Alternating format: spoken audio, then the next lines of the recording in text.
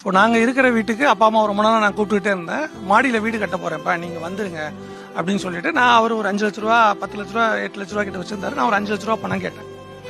சட்டுன்னு முடியாதுன்ட்டு, இல்லைப்பா முடியாது, கொடுக்க முடியாது அப்படின்ட்டு பயங்கர கோவம்.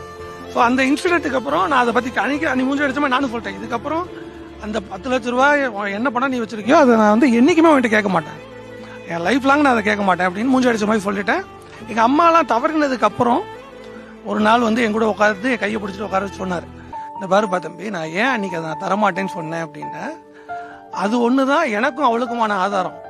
நான் 30 வருஷம் உழைச்சி சேர்த்து வச்ச சொத்து பணம் அது.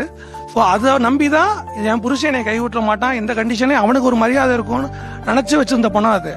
அதை வந்து நான் எப்படி என்னால் கொடுக்க முடியும்? அதனால தான் அங்கே எனக்கு பொண்டாட்டியா பிள்ளையான்னு பார்க்கும்போது எனக்கு பொண்டாட்டி தான். ஸோ அவளுக்கான நம்பிக்கை தான் அது. அந்த ஒரே காரணத்தினால தான் நான் கொடுக்க மாட்டேன்னு சொன்னேன்.